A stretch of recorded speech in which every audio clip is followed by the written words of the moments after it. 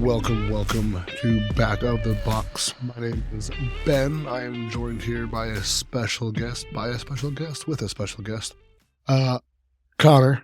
Connor is one of our old students from AEMT Utah. He is now one of our most senior interns, rather. And I'm going to let you introduce yourself a little bit, Connor, if there's anything more you'd like to. Yeah, sure thing. My name's Connor. I graduated from AEMT Utah about a year ago, I want to say. Since then, I joined on with the administration here as an intern. It's been awesome. Great experience in order to lock down knowledge. I mean, the best way to learn something you've already been taught is to help teach it. And it's definitely been that. And then since then, I've joined on with an ambulance company and been riding in the box. Been awesome. Nice. So, I brought you on, and I use this term lovingly, as you know, but zero to hero, right? And I use that term because you went from having no medical or healthcare experience, really whatsoever, to EMT, advanced EMT, and now running on a pretty active ambulance service, right? You can, Oh, yeah. at least 4 or 5 calls a shift, if not more. Oh, yeah. I usually end up averaging around 9 calls in a 12-hour shift. So, way more than a lot of agencies, see in that time frame. So, you got to ask that age-old question of why EMS, why healthcare? Like, what brought you into it? What was the vision, so to speak? Yeah. Well, a whole host of things, as I'm sure it is for everybody. Growing up, I just liked helping out. It was always a good time. And so I tried to do jobs that were more geared towards that, such as disaster cleanup, blood, fire, mold. Far worse than EMS, in my opinion. I mean, there's nothing like wading in sewage up to your chest. We see some stuff in EMS, but had a lot of interesting stories and memories there. But I got really tired of the corporate environment, sacrifice the many for the few, which I tried a desk job for a while at a credit union. That's how I quickly learned I can't do that. You're like rotting behind a desk. There is something, though, to be said for the 9 to 5, no weekend, no holiday type of lifestyle. I don't personally want it right now, but there is an appealing factor to that sometimes. Well, I mean, absolutely, because a lot of events or things that you might want to go to are generally scheduled. 100%. But I can definitely tell you that desk rot was not for me. Nor for me. I used to, I was a loan officer, and so I could finish all of my work within the first 2 hours of my shift, and then I just sit there and wait for something else to come in. And they're like, hey, you can work from home now. And I was like, this is awesome. I sat down, finished all my work in 2 hours, and then just played a video game for like the entire rest of my shift because I got nothing else. And for the first month or so, that was so cool. I was like, oh yeah, I'm going to knock through all these games I've been really wanting to do. And then about second month in, I load up a game playing Sekiro at the time. And I loaded up, I'm like, here we go, I'm ready to go. And then I'm like, what am I doing with my life? What is this? Suddenly all the fun factor just seeped instantly out. And I was like, this is like so unfulfilling. Like you say, why EMS? I'm going to kind of bring it back to that. Growing up, it was like I'd watch shows like MASH all the time. Yeah. And that always really interested me. I'm like, meatball surgery, of course it's. But I mean, it's the closest you're going to get to it. Right. Yeah. Outside of actually being in the military and being, that kind of stuff. But yeah. Yeah. But I grew up watching MASH all the time. And I guess that is one reason kind of pushed me instead of like, oh, become a police officer or join the military. It's like, I'd actually rather help someone, preserve life by being on scene for medical stuff or trauma stuff or helping somebody through a psychological Okay. crisis versus kill to Versus cause the protect. psychological No. crisis. Yeah. And I'm not speaking out against like Oh no, we police love or them. military. I respect what they do, but just not for me. You know? No, I'd much get that. rather fight by helping somebody immediately. Yeah, no. I love, one of my uncles growing up, or he still is technically, was a cop for as long as I can remember. And it was always kind of funny to see that between him and my dad, the friendly, Yeah. competing of who's the better. And I'd get, little cop presents as a kid, and they'd give their sons like want to be a firefighter when I grow up, like baby outfits and things like that. Yeah. Back and forth. It was a good time. I saw an image out there. It was like the police put one of those electronic signs outside of a fire department. It said, "Firefighters are sleeping." Yeah. So, in this process, right, you've done your EMT and your advanced EMT now, officially licensed. You got, Absolutely. but you've done both within the last year. Yes, I have. How was, and coming into this with no EMS experience, no medical experience, and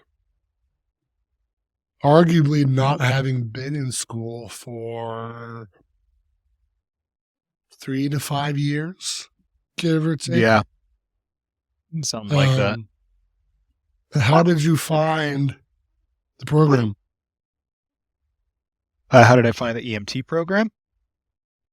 Well, honestly, I was looking around because I figured out what I wanted to do. I wanted to do EMS.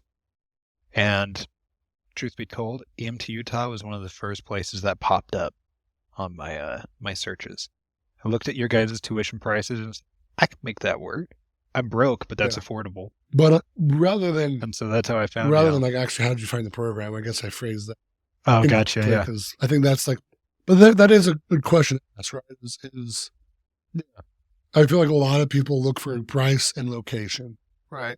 And that's where they decide where they're going to go when it comes to, especially trade schools like this, right?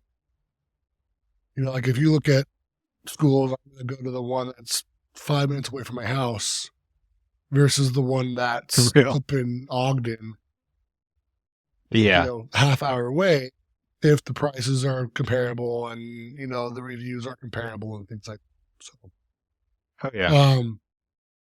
But I do know we put a lot of work into the school's reputation, which is, I'm happy to see that you were able to find it so easily. Absolutely. But how did you find the program? And not like ours specifically, but the entire knowledge base of all the information that you're having to take on and learn. What did you find difficult about it? What did you enjoy about it? How did you go about digesting the fire hose information that we're giving you in such a short time period?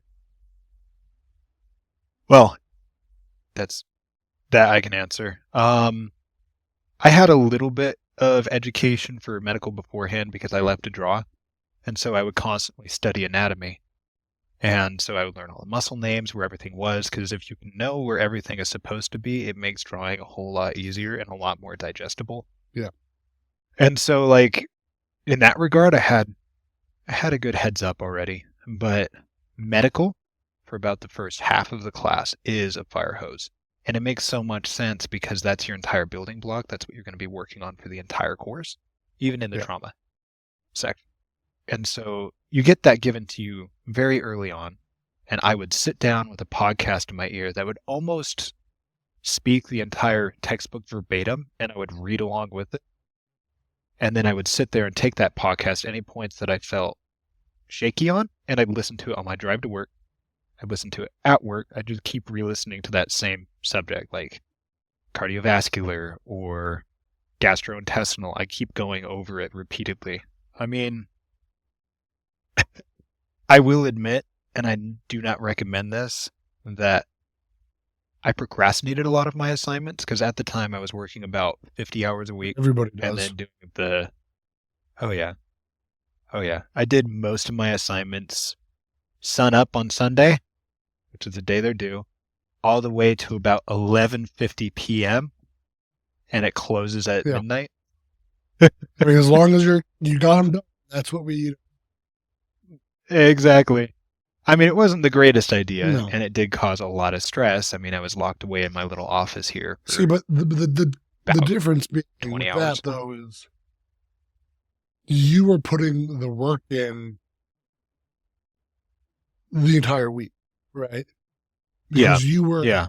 listening to the audiobook and you were putting the due diligence in to actually learn the information. So when it came time to doing the actual work, being the quizzes and the assignments that we give to you as a, because we give you the quiz and the information to test your knowledge, confirm that Yeah. you're doing something and have some sort of accountability in terms of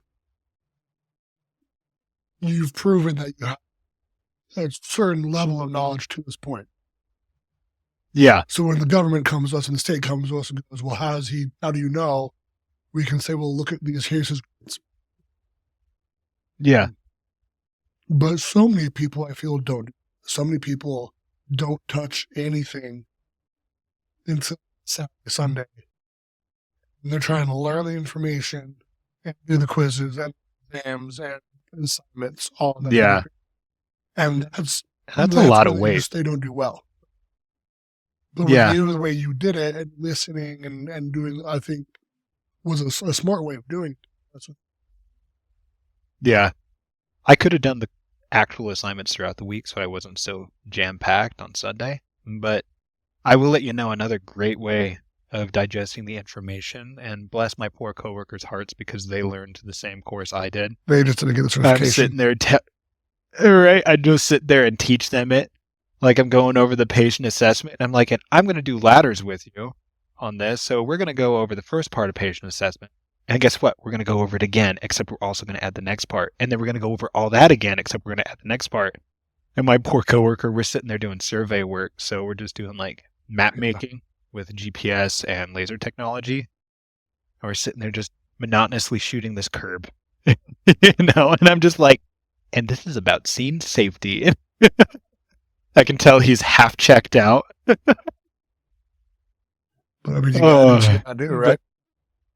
And you know what? They supported me, and that really helped me a lot too. Which is good. Because they would ask me questions, and that would further solidify the knowledge. Because I'm like, I don't know. I'm going to go find out. And then I come back and be like, this is what that meant. Yeah. I'll be the first one to tell you that when I started teaching 10 years ago, like especially lecturing, Yeah. I was in a place to be doing that. Right? Yeah. There was such a knowledge gap, right? But doing that and teaching more and more and more is what really solidified my information. Especially because I didn't know. I had to.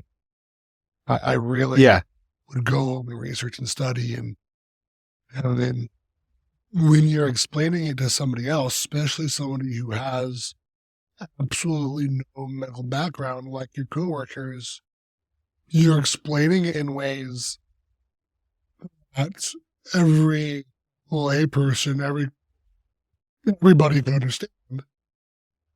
Yeah. And what's amazing about that I found over the years is the more I do that, there are topics that I have no idea or have no understanding on. But the more I just re-explain it in more and more dumbed down ways, all of a sudden I'm going, oh, that makes sense to me now. Because that goes back to what I was kind of saying. Knowledge level, like, oh, I'm down here apparently. Yeah. I can't talk up here That yet. kind of goes, yeah. that goes back to kind of what I said initially about the internship program. The best way to learn something you've already been taught is to try and teach it. 100%. Because that exposes all of your flaws in that area, and it makes you say, I need to study this a little bit more. Or somebody asks you a question that you never thought about before. And suddenly you're like, it's a great question. I can't believe I never thought of Let me go that. find that. Let's go check that out. Well, that's kind of the whole thing with the intern program too. Is I encourage you guys, and I want you guys, like your job, and you're not allowed to, technically speaking, your job is not there to teach, but it's to help reinforce and help Yeah. learn. So helping exactly. explain concepts and elaborate on things that I've already been taught to those who have questions is a great way for you guys to solidify that information. And just help your own knowledge, and while helping the knowledge of those who are fresh and learning and struggling and whatnot. So, which has been totally awesome. That's why I keep coming back for more. That's why I'm like, I keep wanting to do this, because with the medical field, you can never know everything. No.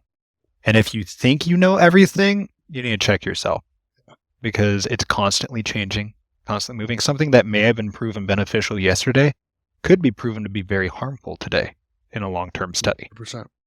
And so that's what I love about it. You can constantly find something new to go over. We had a guest lecture last night. So we have a special guest. But we had a guest lecturer last night come in, and she told us that she was coming up through med school and whatnot. She was told that you never are going to be good at your job until you have done and made all of the mistakes, which is never going to happen. So you're never going to be good at your job, because it's a lifelong learning. It's lifelong learning. It's making the mistakes and learning from them, more importantly, so that you can grow from those and not make them again, and adapt and think of things differently. So, absolutely. I think that's one of the number one frustrations I see in new people joining the ambulance service I work for, is they come in expecting to know everything. And then you get on scene because they're like, oh, I passed my advanced course. I passed my basic course, I've learned it so I can do the job really well. And then they get on scene and they're stumped by the first abdominal pain call where the guy's like, there's robots eating my liver. And you're like, I don't know what's going on. And you get somebody frustrated because they're like, how can I diagnose this? And it's like, we don't diagnose, though. Leave that to the hospital. We're just here to note down any abnormalities and stop things from getting worse. And if you can't stop them from getting worse, just at least slow them down. Yeah. I'll disagree with you ever so slightly on the diagnosing thing, right? Because we're changing that to a degree. We do a field diagnosis, right? I'm never going to tell you, oh, this is appendicitis. Right? I'm never going to give definitive, this is what it is. But they got rebound tenderness, and when they stepped down off this stair and landed on their heel, they just about died. So it's like, and knowing that then helps us as providers go, how serious is this? Is this a transport? Is this not a transport? Should I do fluids? Should I not do fluids? So we have to diagnose in our own way. We just are never going to go to the hospital and tell the doctor, it's appendicitis. Right? Yeah. You'd be like, I suspect it might be because they're showing these signs. But and it's always abdominal pain, right? Abdominal pain gets everybody. For real, because it can be so many different things. It's also the one thing that nobody studies, I feel. It's just because it's just so dense. And it's like, okay, what quadrant? And somebody's like, I don't remember where the liver is. So it can be kind of hard to tell. And as important as it is, and as complex and as much as because you got to think, you talk abdominal, you're also looking at like pancreas, liver, kidneys, all these organs that do so much. But I think so many people think GIGU and like constipation or diarrhea. Right. So when you tell me abdominal issues, the excitement level usually goes down. and Yeah. the level of it goes up, right? Because usually that's what you're dealing with is one of those two, or those are the ones that make for great stories anyway, because I'm Yeah. never going to have not never, but the odds of me having a great story about appendicitis, especially now, because they walk in my doors every day, and just slews of them now. Yeah. So you went, well, real quick, Nick, are you there? Turn your camera on, bud. Well, then you got to go away, because this is a video podcast, not a 2 videos and 1 blank screen. I mean, I can, but now you're just this weird voice box. Okay. Oh, okay. Well then. Oh, okay. Hi. Well, hi. We're talking for you. I'll cut this part out. Don't worry. Or I'll leave it in. Who knows? We'll see. No worries. Oh, thank you. You look nice. Okay, You're like a perfect gray square. Because we're getting all flirty and weird. we can't be our normal selves, guys. We got to keep it locked in and professional.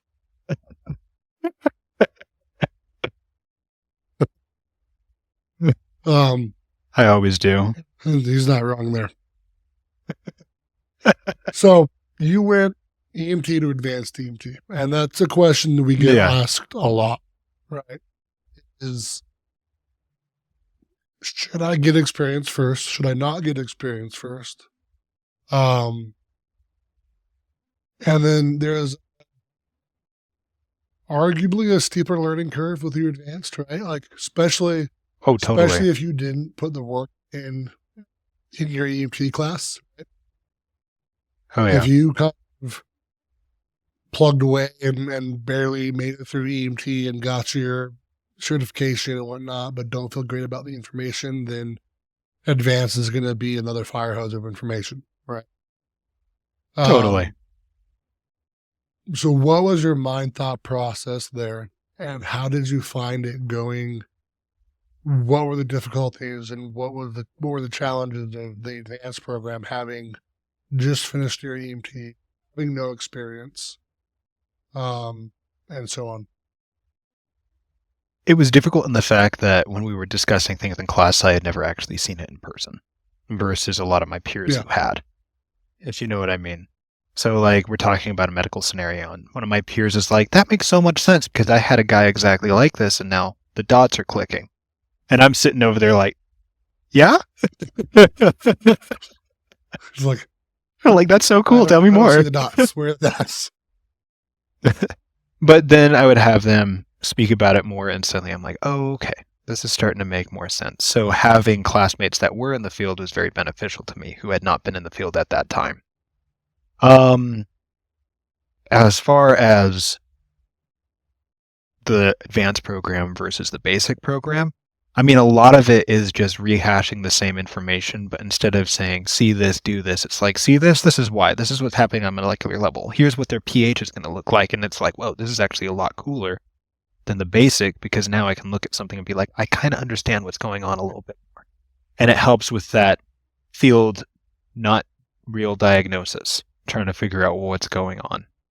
And to be honest, I finished my advanced class and then kept myself as a basic when I started working for just a little bit, because I was like, I want to make sure that I can fully do this job and I'm not doing a disservice to my partners or my patient by coming in and being like, I got a green patch here, check this out, I'm going to just throw an IV. Be like, okay, I want to get my feet wet. I want to make sure I can actually do the job before I tack more responsibility onto myself. You even throw it across the ambulance. Right? You pick it up and you hit a bump and you just chuck it into the ceiling. Yeah. But to be honest, that was really useful for me because it gave me the confidence I needed to go, okay, I'm going to schedule my test. I can do the job. I know I can now. And honestly, I'm sitting here looking at scenarios being looked at as a basic blue patch, basic EMT, except I'm understanding a lot more what's happening because I went through the advanced class. And so it gave me a great opportunity to sit back, learn, watch, and offer suggestions or ask the paramedic for what he's doing. Can you tell me more? And I would be able to follow along with him a lot more. Which is, I think, it's not a dumb thing to do, right? Like, I'm not saying everyone should go out Yeah. and do the course, but not coming forward and saying, yeah, I'm an advanced EMT and whatnot, and Right. I wanted to check my ego at the being able door. to sit back and learn, having that same, that's like going to the library and doing your own research, right? To just be smarter. Yeah. You just paid for it, and with the intent Yeah. of later, getting this license. Oh, yeah. But As soon as I knew I could do the job, I scheduled the test. It's like, all right, yeah, we're good. so how is the job so far? You've been on for what, 5 months? Something like 6 that, months? 4 or 5 months. It's been awesome. It's probably the only job I've ever woken up for and been like, hey, I get to go to work today, versus trying to roll out of bed and dreading every moment of it. But it's so nice to show up and do something you're actually passionate about. Granted, right now I'm stuck doing interfacility transfers a lot right now. I will say this about IFTs, especially if you're stuck in a shift that forces them upon you over and over again. It's a great place to hone patient care. And if you're driving, to familiarize yourself with the area, know where every hospital is, all their little peculiarities, how to get to them, how to unload the patient. Who has the best? Like, it's awesome for ironing out your skills. Exactly, But I will say it was not for that for about 3 months. And I'm currently trying to bid out of that shift to do more 911. Because I don't not do 911. It's just not as common for me, unfortunately. Yeah. But I also think you have a healthy respect of the appreciation for kind of paying your dues, right? You start here, you absolutely. Build up. You get your experience, you get your time on, you can bid into better shifts in other places and whatnot. So 100%. Is it what you expected it would be? Yes and no. Like, I have some family in EMS as well, on my wife's side. And I've learned a lot about what the job actually looks like from them. So I wasn't completely taken aback. However, I will say this, it's a little morbid to say. People either are in really bad shape for something minor or have gone through something major and are not doing as bad as I nearly thought they would. You know what I mean? Like, a guy's been stabbed 6 times, but he's still going to walk out of the hospital the same day.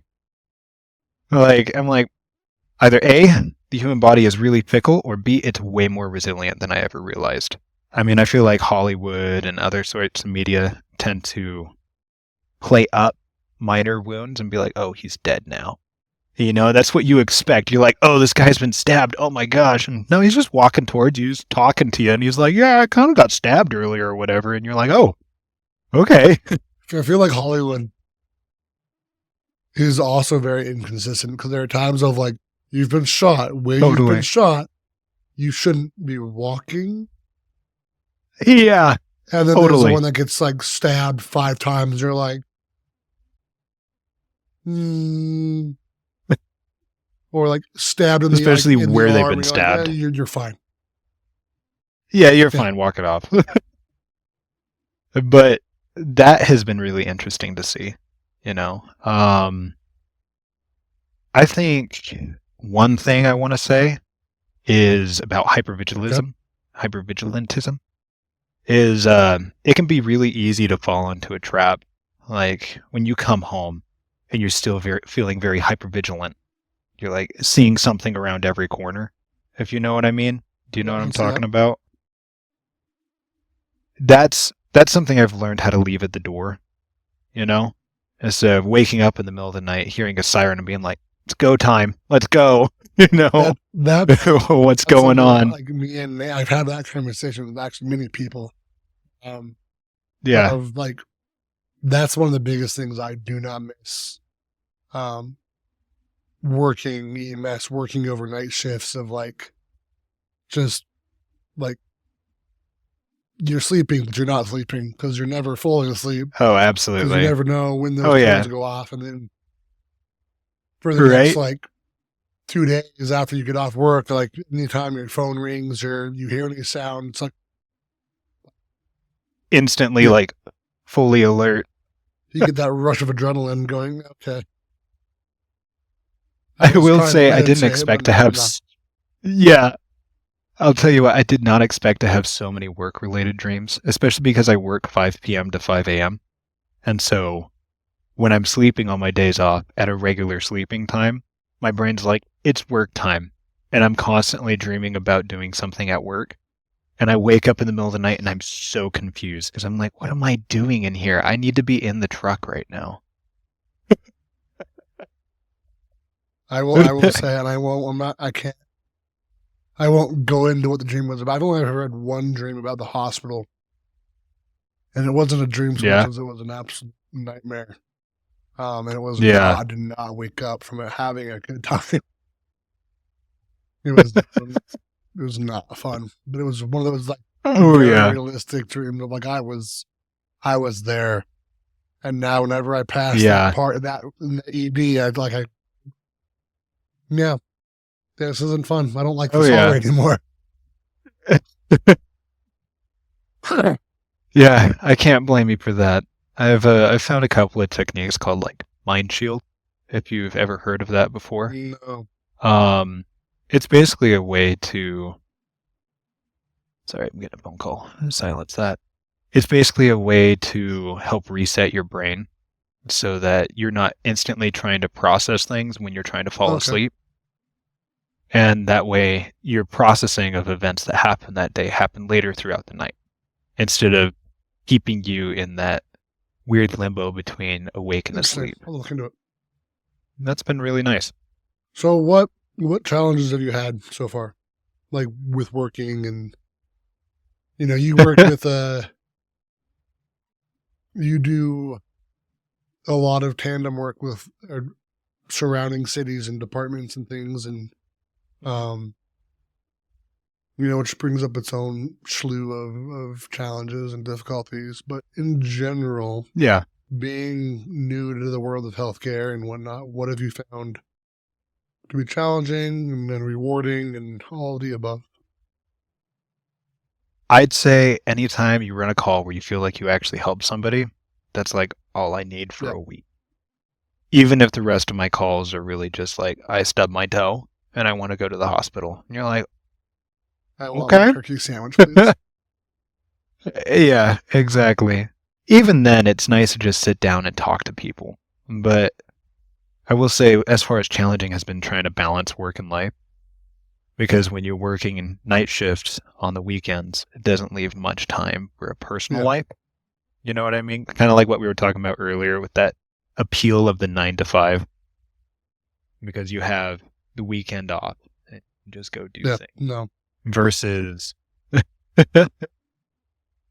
this, where it's like, okay, I have one day to do all of my chores, and that usually bleeds into the next day. And then that night I can finally rest. And then the next day I'm doing my part-time job. And that's not if you wake up that day and are just like dead. Dead. And so Yeah. it's like 2:00 in the afternoon. You're like, well, there goes that full day of whatever I was going to do. Right? Absolutely. You're like, I would like to have a normal sleep schedule to match my wife's sleep schedule. That way I'm not just like awake when she's asleep and asleep when she's awake, you know? That's probably been the most difficult part for me to adjust to with this current schedule and working EMS in general. We call her the weekend widow. She's getting home, you're leaving, you're kissing each other as you're crossing the threshold. Just ships passing in the night sometimes, which can be hard, but we're learning how to adapt. It's not forever, right? Like that's the thing is exactly. This isn't like your schedule for the next 25 years. Yeah, exactly. Yeah, it's all about knocking on doors until one eventually opens. Like, you just got to keep trying, especially in EMS because it's so competitive to get different Yeah. positions. You're going to meet rejection so much. I mean, even just trying to bid into a new shift, I've bid every single week for the last 4 months and haven't gotten anything. And like that can be really frustrating, but you just got to keep knocking. Well, the Something will nice thing give. about that though is that's not a personal attack on you, as in you're not fit for it. More so as, hey, you haven't been here long enough. And somebody that's been here Exactly. longer Or wants, you didn't get lucky enough. Yeah. versus, I feel like people who go for the fire gigs and whatnot and meet rejection after rejection after rejection, those are the ones I think that can sometimes like hit a little bit harder. Right? Especially if you're getting Absolutely. into like interviews left and right, but you're just never making that Chiefs interview or whatever the case might be, Yeah. right? But And you know what? Each one is another oh, practice for you. 100%. Probably going to do better Yeah. the next time. What advice would you have for new people going into this field or going to EMT school or even just thinking about it? I would say ask questions whenever possible. If you're not in a room with someone who's smarter than you, find another room. Yeah. You know, don't constantly be the smartest person in the room Change up your or group. assume that you are. Exactly, because finding someone who's smarter than you means that you have more to learn. Constantly ask questions. I mean, even in class, like what we've seen doing classes together has been you lecturing to a group of people that isn't saying anything back. And you can tell that half of them are spaced Yeah. out. I mean, I've been guilty of being that person spaced We out all have. before. We all have. But not being afraid to ask questions, even if you think it's stupid. Hey, let's see, I remember not asking a question on what exactly foulers versus semi-foulers is for position, like seating your patient. And I figured it was so stupid, so stupid to ask, so I never asked.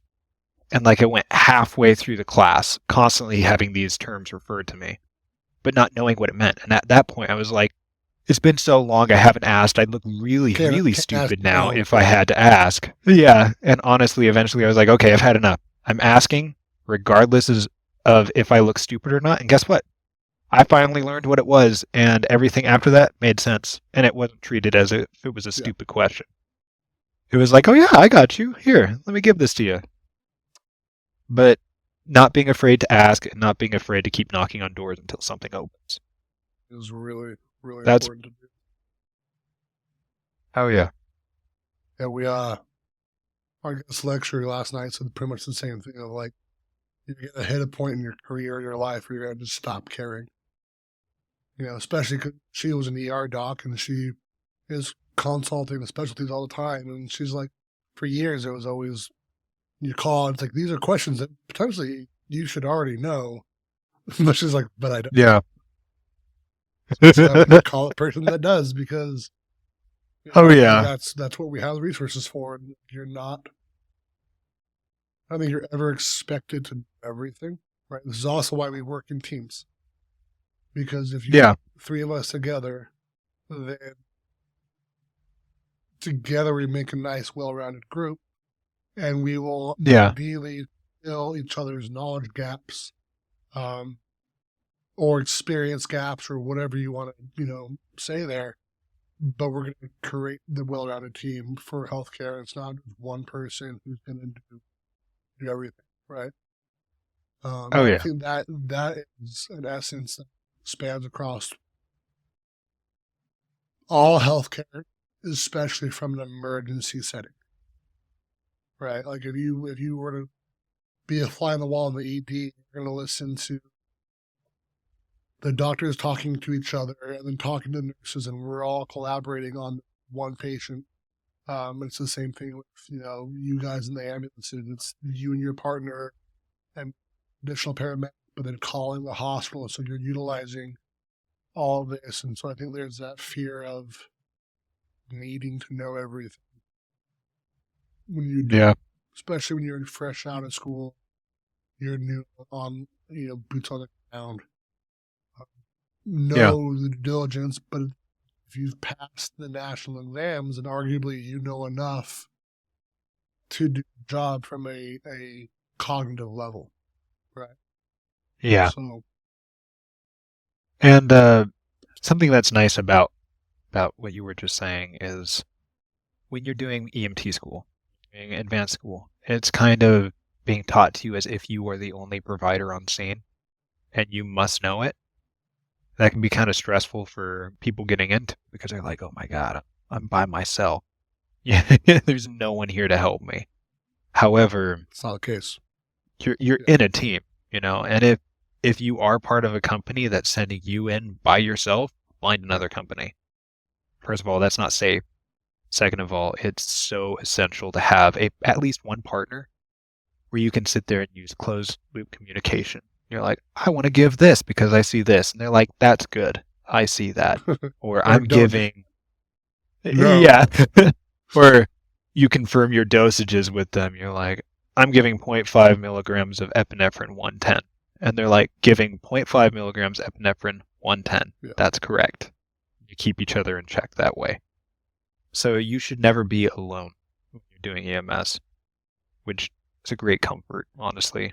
One half of your brain being your partner is going to catch what you're missing. That's something that I kind of just almost just realized from a nursing standpoint now, like when you're looking at that kind of stuff, and because that's how it works oftentimes in the field, is you might drop a med and then hand it to your partner and they might give it that back and forth of like confirmation. Right?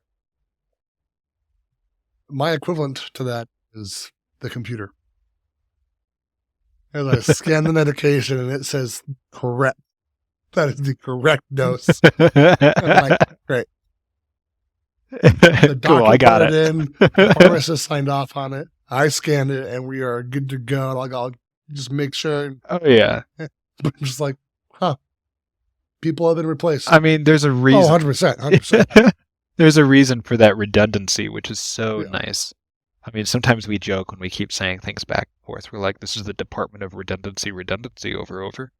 But it's in place to catch anything that might. Yeah. But correct. the other thing to keep in mind there too is that nothing's perfect, so it's not always going to catch everything. So do your best to have it and utilize that and do your checks. But stuff will happen. I actually this is a while ago now, but was giving seizure meds to a patient, and they come in individually, like little boxed things you can then peel open and whatnot. And they each have a little barcode on them, but they were all like, it's those sheets that you get in a box, you pull out, you can like perforate them and separate them, right? Yeah. And yeah, they exactly. were already done, and I pulled out the 3 that I was told to pull out from the computer, and I go in, I'm scanning, and it's 3 to make 1 dose. And I'm scanning 3 of them, and third one I scan pops up going, hey, this one doesn't belong. Because at some point, the people who put in the medications in the things put the wrong pill in the wrong little cubby. Ooh. Yeah. That's sketchy. Which is like, I went to everybody, and we do like a whole, twice a day, a whole like safety huddle thing. Like that was my point. I've seen them before. If you're scanning these meds, you're looking at every single one. You're not just assuming that I pulled 3 out, they're all the same. It's kind of the same thing. Like if your partner hands you a 0.3 milligrams of something, it should be 0.3 ml. Don't just take it and give it. Take it, look at it, and then give it. And double check each other, and it should never be a point of contention. It's just both of you doing your job. Exactly. It's complacency. 100%, which happens so easily in this field. Yeah, especially when you've gone on your 5th call of the day that's been very much not serious. And you can kind of start sinking into a compassion fatigue and complacency, which is so dangerous. Yeah, honestly. 100%. Just remembering that this is a human being you're dealing with. They have a whole story that's probably even more complex than your story. And you look at it like that, and you okay, there's gravity to this situation. even if they're freaking out over something small, this is something really big for this person. So I'm going to take it seriously. I'm going to do my job really well, to the best of my ability. That's all that matters. Just bring that every single day, and I think it'd be a good spot. Yeah. Okay, last question for you. Do you have a favorite call so far, or a call that stands out in your mind? I can think of one right off the bat. And it was this homeless guy that we picked up for psych issues. He was just standing in the middle of the road. We're like, oh, okay. He like wouldn't talk to me very much. Like a little bit of word salad, like schizophrenic possibly. And I remember I was just asking him personal information, not a word. And suddenly he's sitting like this, like just kind of staring out the back window. And then he looks at me and just goes, loudest, wettest fart ever. The guy just totally poops himself on my stretcher. He's poops himself and then just right back to it. Didn't acknowledge it. I didn't acknowledge it. We just sat there. It was just so unexpected. I really do love like that gave me the biggest, hardest stare and then just poops himself. God. And I'm like, oh, okay. It doesn't say anything and just goes right back to mad dogging the person behind us. I had another call recently. It was just so weird. The guy had been aggressive with the nursing staff. It was an interfacility transfer. We were taking him to a psych facility. Was it a Primaris? Was this a No. little kid? No. No. This is from, yeah. This was like a guy in his 30s, I want to say. I pull up on scene. You know, we go over to his room.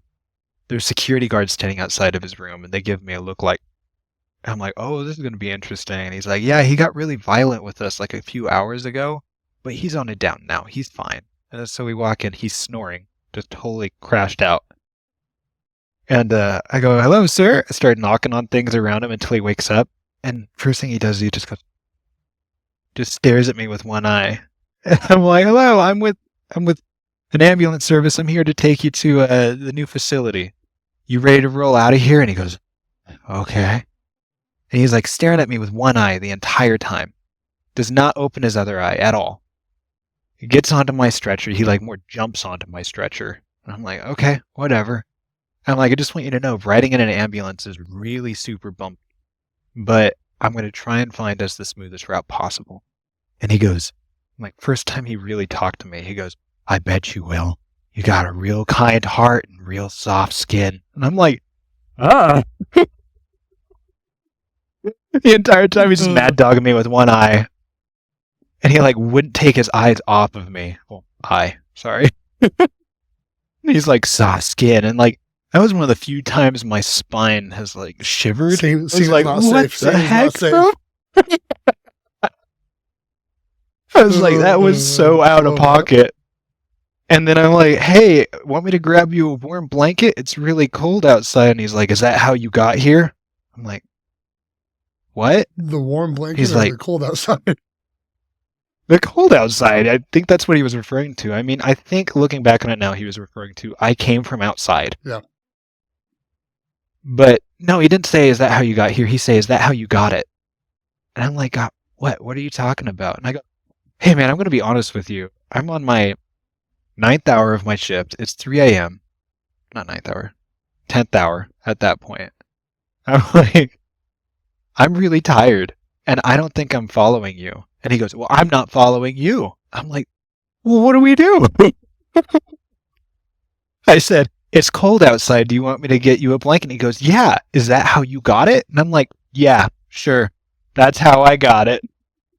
Sometimes it's just better to agree.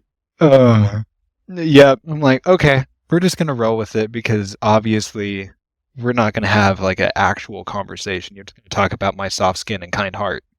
So we're just going to roll with it. I'm throwing a hot blanket on you and we're going.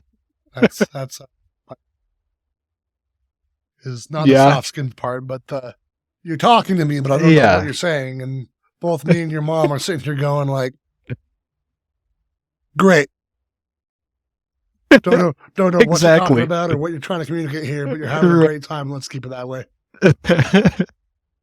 I'd say apart from my site calls, the other call that was probably my favorite call was a guy who was circling the drain. The guy was about to go into arrest. He was on a permanent trach.